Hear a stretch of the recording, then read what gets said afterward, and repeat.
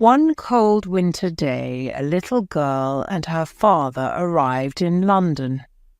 Sarah Crewe was 7 years old, and she had long black hair and green eyes.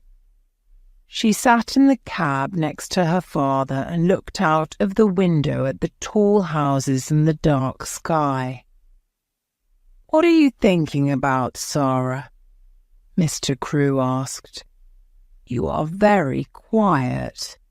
He put his arm round his daughter. "What are you thinking about, Sarah?" Mr. Crewe asked. "I'm thinking about our house in India," said Sarah, "and the hot sun and the blue sky.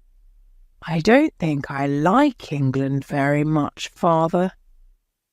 "Yes, it's very different from India," her father said. "But you must go to school in London, and I must go back to India and work." "Yes, Father, I know," said Sarah, "but I want to be with you.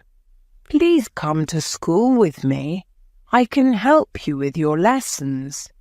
Mr. Crewe smiled, but he was not happy. He loved his little Sarah very much, and he did not want to be without her. Sarah's mother was dead, and Sarah was his only child. Father and daughter were very good friends. Soon they arrived at Miss Minchin's school for girls and went into the big house. Miss Minchin was a tall woman in a black dress. She looked at Sarah and then gave a very big smile. "What a beautiful child," she said to Mr. Crewe. Sarah stood quietly and watched Miss Minchin. "Why does she say that?" she thought. "I am not beautiful, so why does she say it?" Sarah was not beautiful, but her father was rich, and Miss Minchin liked girls with rich fathers because it was good for the school and good for Miss Minchin too. "Sarah is a good girl," Mr. Crewe said to Miss Minchin. "Her mother was French, so she speaks French well. She loves books and she reads all the time, but she must play with the other girls and make new friends too." Miss Minchin was a tall woman in a black dress. "Of course," said Miss Minchin. She smiled again. "Sarah is going to be very happy here, Mr. Crewe." Mr. Crewe stayed in London for a week. He and Sarah went to the shops, and he bought many beautiful, expensive dresses for his daughter. He bought books and flowers for her room, and a big doll with beautiful dresses too. Miss Minchin smiled, but she said to her sister Amelia, "All that money on dresses for a child of 7. She looks like a little princess, not a schoolgirl." Mr. Crewe bought many expensive dresses for his daughter. When Mr. Crewe left London, he was very sad. Sarah was very sad too, but she did not cry. She sat in her room and thought about her father on the ship back to India. "Father wants me to be happy," she said to her new doll. "I love him very much, and I want to be a good daughter, so I must be happy." It was a very big and very beautiful doll, but of course it could not answer. Sarah soon made new friends in the school. Some little rich girls are not very nice children. They think they are important because they have money and lots of expensive things. But Sarah was different. She liked beautiful dresses and dolls, but she was more interested in people and books and telling stories. The stories were all about kings and queens and princesses. She was very good at telling stories. She was a C1 ever child, and the other girls loved to listen to her. The stories were all about kings and queens and princesses and wonderful countries across the sea. "How do you think of all those things?" asked her best friend Ermengarde. "I have all these pictures in my head," said Sarah. "So it's easy to tell stories about them." Poor Ermengarde was not 11. She could never remember any of her school lessons, and Miss Minchin was always angry with her. Sarah often helped Ermengarde with her lessons. "Listen, Ermi," she said. "You remember that French king, Louis XVI? Well, this is a story about him.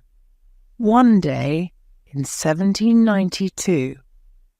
And so Ermengarde learnt her lessons through Sarah's stories, and she loved her friend very much.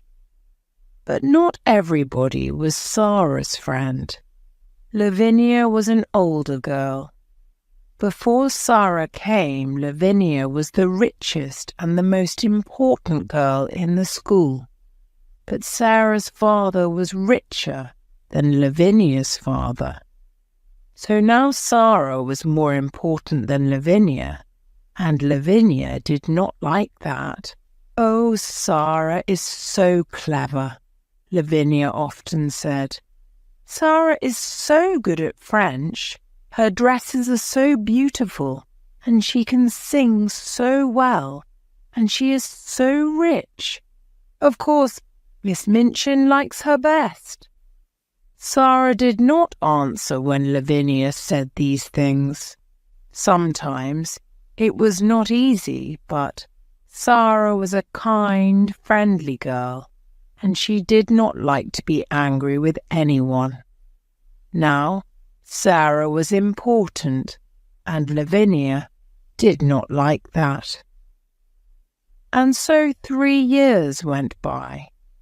Sarah's father wrote Tilda to her often, and Sarah wrote loving little letters back to him.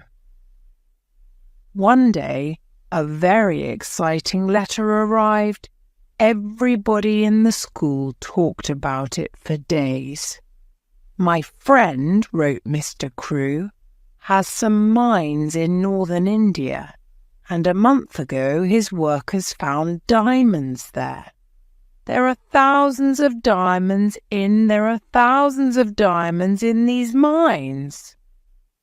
These mines. But it is expensive work to get them out. My friend needs my help. So little Mrs. This was Mr. Crewe's special name for Sarah. "I am putting all my money into my friend's diamond mines, and one day you and I are going to be very rich." There are thousands of diamonds in these mines. Sarah was not interested in money, but a story about diamond mines in India was exciting. Nearly everybody was very pleased for Sarah, but not Lavinia, of course. "Huh," she said. "My mother has a diamond. Lots of people have diamonds. What's so interesting about diamond mines?" "But there are thousands of diamonds in these mines," said Ermengarde. "Perhaps millions of them." Lavinia laughed. "Is Sarah going to wear diamonds in her hair at breakfast then? Or is it Princess Sarah now?" Sarah's face went red. She looked at Lavinia angrily, but said quietly, "Some people call me Princess. I know that. But princesses don't get angry or say unkind things, so I'm not going to say anything to you, Lavinia. To me, you are a princess," Ermengarde said to Sarah later. "And you always look like a princess in your beautiful dresses." Sarah was a princess to another girl too. This was Becky. She was a servant in Miss Minchin's school, and she was only 14 years old. But she worked all day and sometimes half the night. She carried things upstairs and downstairs. She cleaned the floors. She made the fires. And she was always tired and hungry and dirty. She and Sarah had very different lives. Becky cleaned the floors, made the fires, but one day Sarah came into her bedroom and there was Becky sleeping in a chair. "Oh, you poor thing," Sarah said. Then Becky opened her eyes and saw Sarah. She got up at once. "Oh, miss," she said. "I'm very sorry, miss. I just sat down for a minute and—" "Don't be afraid," said Sarah. She gave Becky a friendly smile. "You were tired, that's all." There was Becky, sleeping in a chair. Are you going to tell Miss Minchin?" asked Becky. She began to move to the door. "Of course not," said Sarah. "Please don't run away. Sit down again for a minute. You look so tired." "Oh, miss, one can't," Becky said. "You're very kind, miss, but Miss Minchin—" "Please," said Sarah. She took Becky's hand. "You're only a little girl like me. Let's be friends." And so Becky sat down again, and soon she and Sarah were friends. Nobody knew about this, of course. Rich little girls at Miss Minchin's school did not make friends with servant girls, and it was a wonderful thing for Becky. Nearly every day she and Sarah met in Sarah's bedroom, just for 5 or 10 minutes. Becky was always hungry, and Sarah often bought nice things for her to eat. They sat and talked, and sometimes Sarah told Becky some of her stories. Becky loved that. "Oh, miss," she said, "you tell them so beautifully. Sometimes I like your stories better than things to eat." And after those visits to Sarah's room, Becky always felt better, not so tired and not so hungry.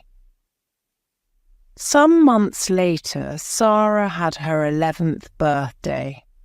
Lessons stopped for the afternoon and there was a big party for all the girls in the school. Everybody at Sarah's party was very happy. "This party is expensive for us," Miss Minchin said to her sister Amelia, "but it looks good for the school." That afternoon there was a visitor to the school, Miss Minchin's lawyer. He went with Miss Minchin into her office and they closed the door. In the schoolroom next door there was a lot of noise from Sarah's party. Everybody in there was very happy. But in the office, Miss Minchin was not happy. She looked at the lawyer angrily. "What are you saying? Mr. Crewe has no money. What about the diamond mines?" "There are no diamond mines," said the lawyer. "Well, there are mines, but there are no diamonds in them. But Mr. Crewe's good friend, began Miss Minchin. Mr. Crewe's good friend, said the lawyer, ran away with all Mr. Crewe's money. Ralph Crewe was ill with a fever, and when he heard about this, he got worse. A week later, he was dead. Dead? Cried Miss Minchin. But what about his daughter Sarah? And this expensive birthday party? Sarah Crewe has no money, said the lawyer. Not a penny in the world, Miss Minchin. Not a penny. She must leave my school at once, Miss Minchin said angrily. She must go this afternoon. Where? Said the lawyer. Out into the streets. An 11-year-old girl? That's not going to look very good for your school, Miss Minchin. Miss Minchin's face went red. You can't put her out in the streets, said the lawyer. He stood up. But perhaps she can work for you. The lawyer left, and Miss Minchin called her sister Amelia. Bring Sarah Crewe here at once, she said. 2 minutes later, Sarah, in her beautiful blue party dress, stood in front of Miss Minchin. Have you a black dress, Sarah? Miss Minchin said coldly. Yes, Miss Minchin, said Sarah, but it's very small. She must leave my school at once, Miss Minchin said. Go and put it on at once, said Miss Minchin. Your father is dead. There were no diamond mines, and your father's friend ran away with all his money. You have nothing, not a penny. But I am going to be very kind to you. You can stay in my house, but now you must be a servant and work for your bread. You can sleep in a servant's room upstairs next to Becky's room. That evening, in the little attic room, Sarah sat on the bed in her old black dress. She did not cry, but her face was white, and she did not move or speak for hours. Late at night the door opened quietly, and Becky looked in. Her eyes were red from crying. Oh, miss, she said, all the servants are talking about it. I'm so sorry, so sorry. She looked at Sarah's white face and began to cry again. Then she ran to Sarah and took her hand. At last Sarah moved. Slowly she turned her head and looked at Becky. Oh, Becky, she said. And that was all. Becky ran to Sarah and took her hand. That first night in the attic was very long. Sarah did not sleep. Father is dead, she whispered again and again. Father is dead. I'm never going to see him again. The next morning Sarah's new life began. She learnt to clean floors and to make fires. She ran upstairs and downstairs, and she worked in the kitchen, run down to the shops and get me some apples. The cook was a big woman with a red, angry face. So, she said, the little rich girl with the diamond mines is now a servant, eh? She looked at Sarah. Now I'm making apple pies this morning. Run down to the shops and get me some apples, and be quick. So Sarah ran to the shops and carried a big bag of apples back to the house. Then she cleaned the kitchen floor and carried hot water up to all the bedrooms. She worked every day from early in the morning to late at night. She helped in the school too. "You speak French well," Miss Minchin said to her coldly.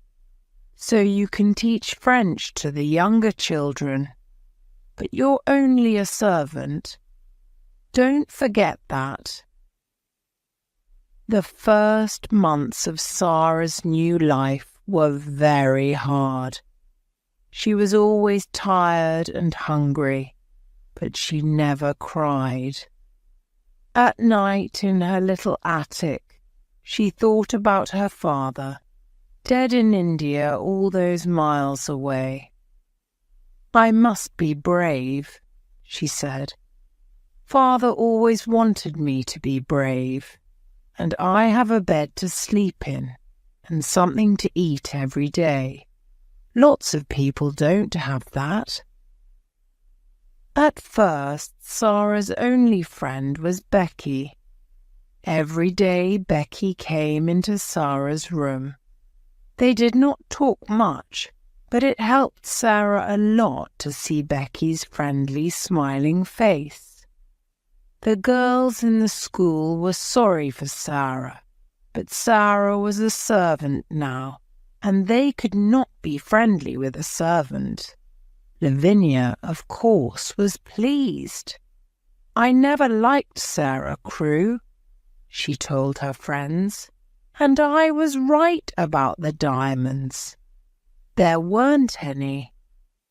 Ermengarde was very unhappy. When she saw Sarah in the school, Sarah walked past her and did not speak.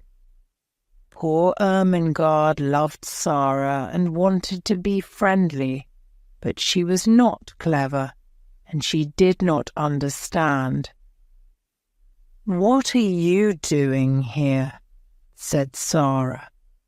One morning, very early, she got quietly out of bed, went upstairs to the attics, and opened Sarah's door. "Ermengarde," Sarah said, "what are you doing here?" Ermengarde began to cry. "Oh, Sarah, please tell me, what is the matter? Why don't you like me now?" "I do like you," Sarah said. "Of course I do, but you see, everything is different now. Miss Minchin does not want to talk to the girls. Most of them don't want to talk to me, and I thought perhaps you didn't want to." "But I'm your friend," cried Ermengarde. "I'm always going to be your friend, and nobody can stop me." Sarah took Ermengarde's hands. She suddenly felt very happy. Perhaps she cried a little too. Who can say? There was only one chair, so the two friends sat on the bed. Ermengarde looked round the attic. "Oh, Sarah, how can you live in this room? It's so cold and dirty." "Watch," Sarah said. "It's not so bad," said Sarah, "and I've got lots of friends. There's Becky in the next room, and come and see." She moved the table under the window, and then she and Ermengarde stood on it and looked out of the window over the roofs of the houses. In her pocket, Sarah had some small pieces of bread. She put her hand out of the window with the bread on it. "Watch," she said. After a minute, a little brown bird flew down to Sarah's hand and began to eat the bread. Then a second bird came, and a third, and a fourth. "Oh, Sarah, how wonderful," said Ermengarde. "They know I'm their friend," said Sarah, "so they're not afraid. Sometimes they come into the room too. Ermengarde looked across the roof to the next attic window. "Who lives in that house?" she asked. "Nobody," said Sarah sadly. "So I never see anybody at that window, and I can only talk to the birds." But one night, 2 or 3 weeks later, Becky came into Sarah's room. She was very excited. "Oh, miss," she said, "an Indian gentleman is moving into the house next door. Well, he's English, but he lived in India for years and years. And now he's going to live next door. He's very rich and he's ill. Something bad happened to him, but I don't know what." Sarah laughed. "How do you know all this?" she said. "Well, miss, you know the Carmichael family across the street," Becky said. "I'm friendly with their kitchen girl, and she told me Mr. Carmichael is the Indian gentleman's lawyer, so they know all about him." Every morning when Sarah gave the birds their bread, she looked across to the attic window next door. But nobody opened it. Nobody called out, "Good morning," across the roof, or gave Sarah a friendly smile. Perhaps the Indian gentleman's servants all sleep downstairs, she thought sadly. Her life was very lonely now. She saw Becky every day, of course, but they did not have much time for talking. The cook and the other servants were not friendly. Sometimes at night Ermengarde came up to Sarah's room, but it was not easy for her to come often.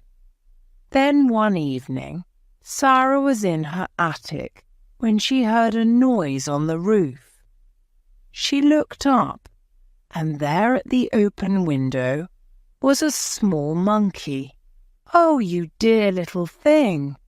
cried Sarah. At once the monkey jumped down and began to run round the room. Sarah laughed.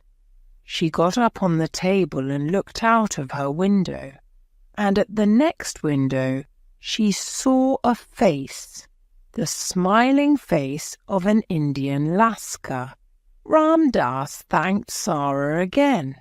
"Oh," cried Sarah, "have you got a monkey? He's in my room." The Lascar's name was Ram Das, and yes, it was his monkey. He gave Sarah a big smile. "I'm so sorry," he said. "Can I come and get him?" "Oh, yes, please," said Sarah. "I think he's afraid of me, and he runs so fast. But can you get across the roof?" Yes, Ram Das could, and a minute later he was in Sarah's room. Soon the monkey jumped into his arms, and Ram Das thanked Sarah again and again. Then he went away, across the roof, back into the house next door. Sarah went to the shops 5 or 6 times a day, and when she walked past the house next door, she often thought about the Indian gentleman. She felt sorry for him. He had no wife or family, and the doctor visited the house every day. Mr. Carmichael, the lawyer, often visited too, and sometimes the Carmichael children went with him. Sarah was pleased about that. "It's nice to see friendly faces when you are ill," she thought. The Indian gentleman thought that too. He liked children very much, but he was a very unhappy man. Mr. Carmichael was his friend, and he talked to him a lot. but they talked about only one thing. "I must find the child," said the Indian gentleman. His name was Mr. Carrisford. "I must find her and take care of her. But where is she?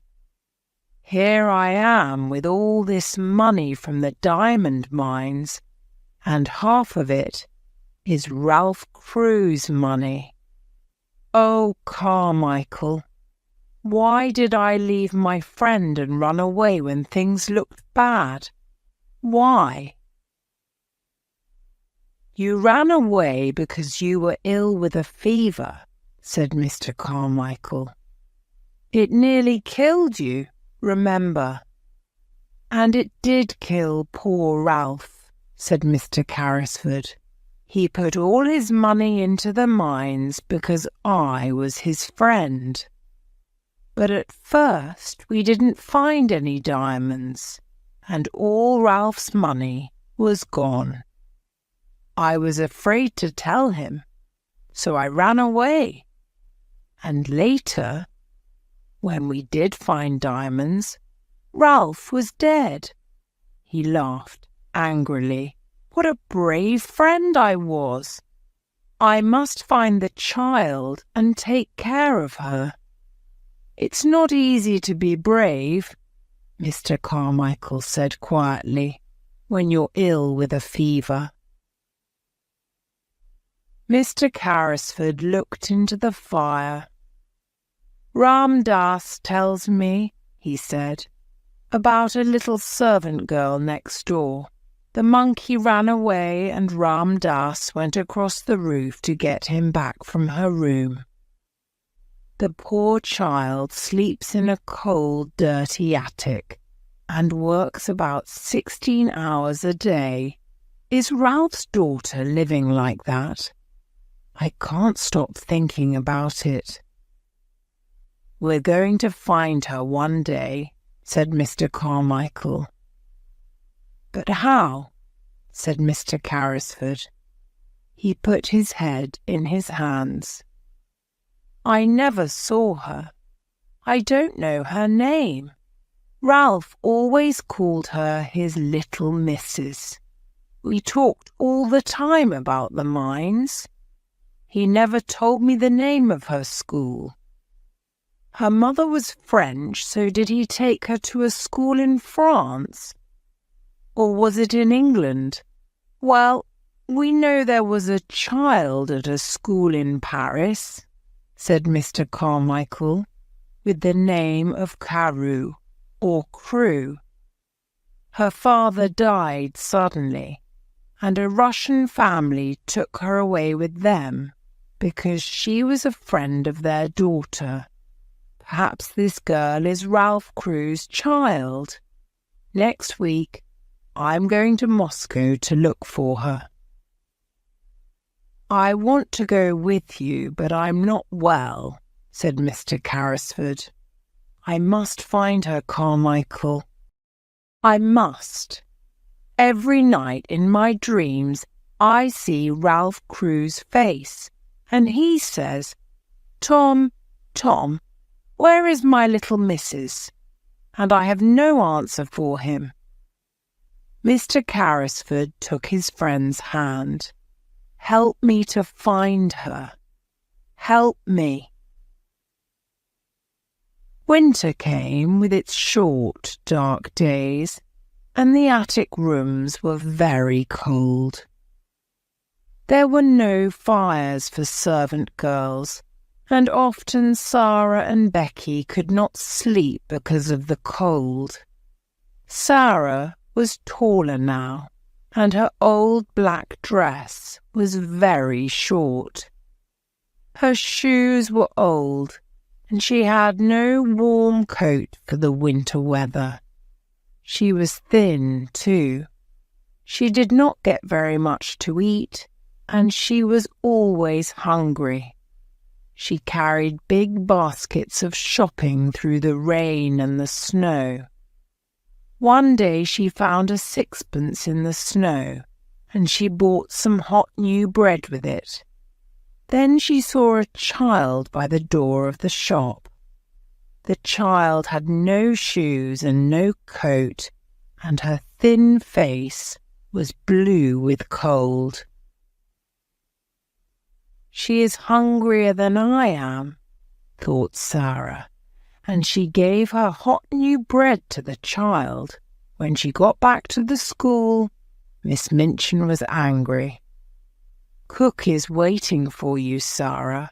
Why are you late?" "She is hungrier than I am," thought Sarah. "I can't walk quickly through the snow," said Sarah.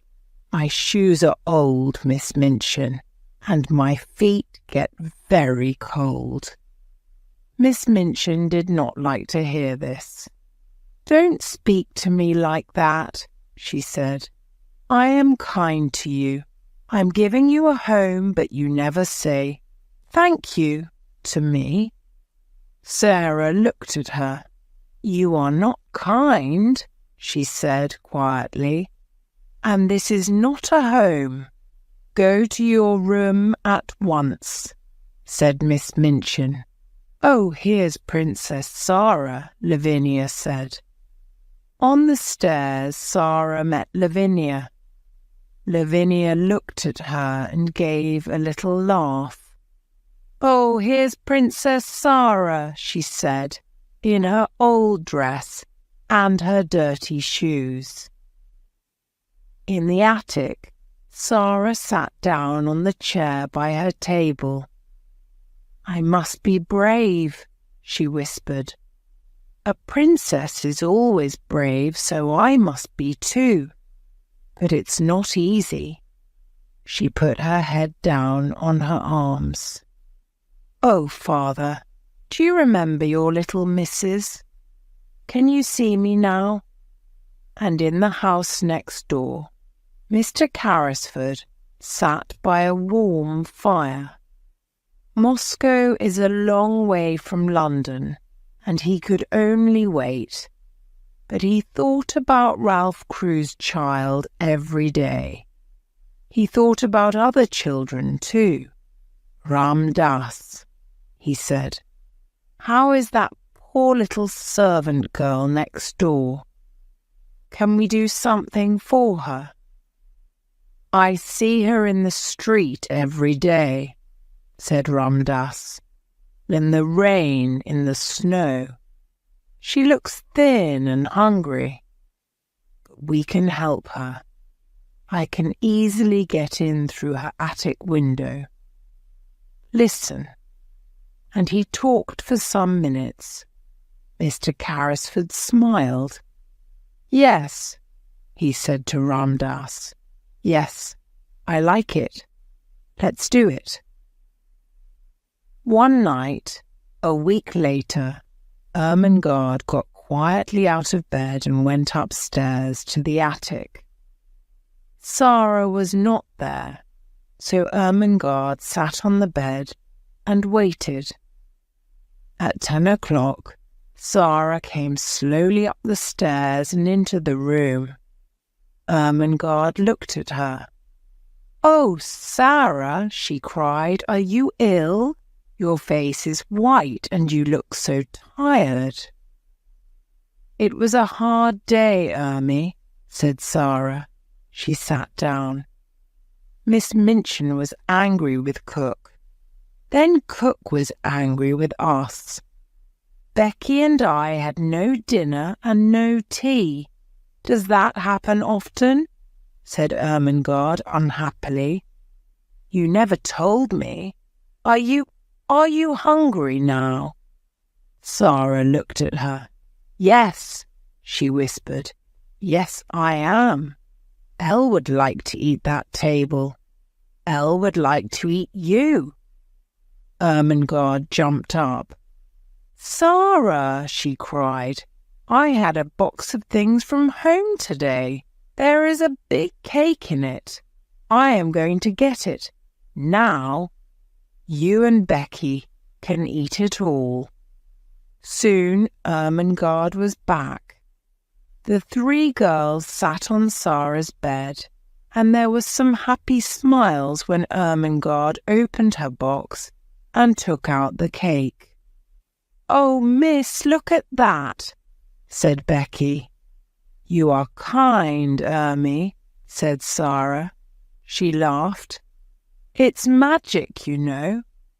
When things are very bad, something nice always happens.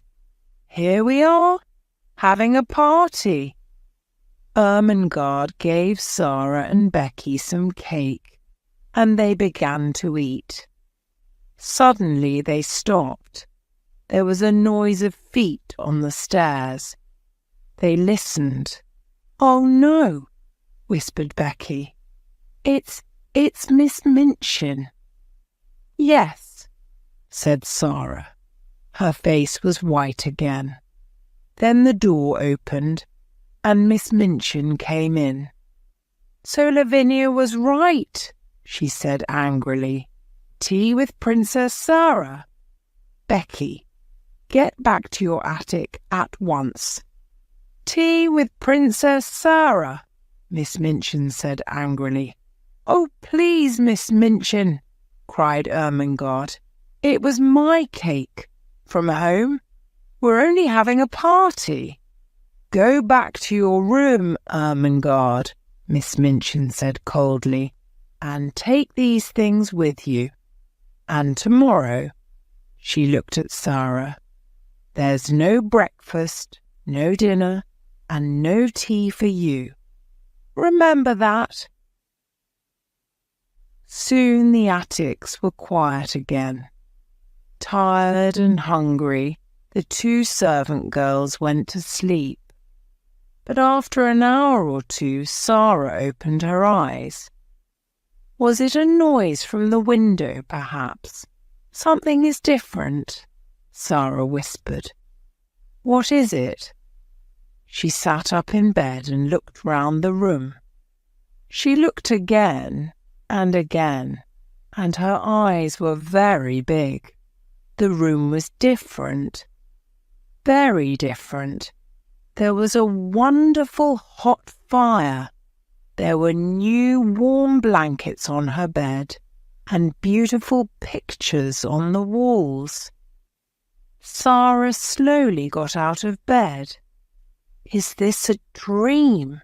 she said. "Where did all these things come from?" She put out her hand to the fire. "No, it's not a dream. The fire is hot. I can feel it. And oh, look at the table." There was a red cloth on the table, and cups and plates. There was hot tea and wonderful things to eat. Hot meat pies and sandwiches and cake. Oranges and apples. Sarah ran to Becky's room.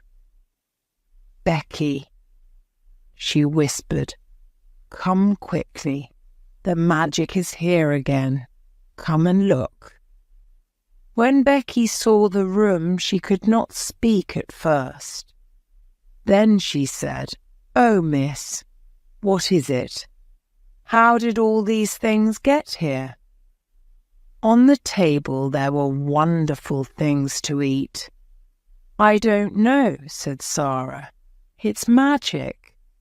At first I thought it was a dream, but it is not. Look, these pies are hot. Let's eat them. Hot meat pies aren't a dream." They sat down by the fire and ate and drank. "Oh, those pies were good, miss," Becky said, "and the tea and the cake. I don't understand magic, but I like it." Sarah looked round the room. "Oh, Becky, look. There are some books, too. I didn't see them before." She ran to look at them and opened the top book. "There's some writing here. Listen. It says, 'To the little girl in the attic. From a friend.' Oh, Becky." Sarah closed the book and looked up. I have a friend, Becky, she said slowly. Someone is my friend. The next morning, Becky met Sarah in the kitchen. "Oh, miss," she whispered. "Was the magic there this morning? Or did it go away in the night?" "No, it's still there," Sarah whispered back. "I ate some cold meat pie for breakfast." "And the fire was still warm." Becky laughed happily. Oh my," she said. Miss Minchin could not understand it. When Sarah came into the schoolroom, she looked happy and well. Miss Minchin wanted to see a white, unhappy face and eyes red from crying. "How can that child smile?" she thought angrily. But of course she did not know about the magic, and the magic did not go away. Every evening, when Sarah went up to bed, she found new things in the attic. There were more warm blankets for her and for Becky. There were pictures on the walls. There were books, new shoes, and a winter coat. And best of all, there was always a fire and a wonderful hot dinner on the table. "Was the magic there this morning?" Becky whispered. "But where does it all come from?" Becky said one night when they sat by the fire. "Who does it, miss?" "A friend does it," Sarah said. "A kind, wonderful friend. But he doesn't want us to know his name." They began to look at one of the new books, and then Becky looked up. "Oh, miss," she whispered. "There's something at the window. What is it?" Sarah got up to look. "It's the monkey," she said. "The monkey from next door." She opened the window, and the monkey jumped down into her arms. "Oh, you poor little thing," Sarah said. "You're so cold." Becky was very interested. "I never saw a monkey before," she said. "He's not very beautiful, miss. What are you going to do with him?" "It's very late now," said Sarah. "He can stay in my room tonight, and I can take him home in the morning." "Oh, you poor little thing," Sarah said. The next morning, the first visitor to the house next door was Mr. Carmichael, back from Russia. But when he came into the house, his face was sad. Mr. Carrisford knew the answer at once. "You didn't find her," he said. "I found her," Mr. Carmichael said. "But it was the wrong girl. Her name is Emily Carew, and she's much younger than Ralph Crew's daughter. I'm very sorry." "We must begin again," said Mr. Carrisford unhappily. "But where? It's 2 years now." 2 years? "Well, she isn't at a school in Paris. We know that," Mr. Carmichael said. "Let's look at schools in England now." "Yes," said Mr. Carrisford. "Yes, we can begin in London. There's a school next door." Carmichael. Perhaps it was the magic again. But at that moment, Ram Das came quietly into the room. "The little servant girl from the attic is here," he said to Mr. Carrisford. "With the monkey." He ran away again last night to her room. Would you like to see her? Yes, said Mr. Carrisford. Yes, I would. Bring her in.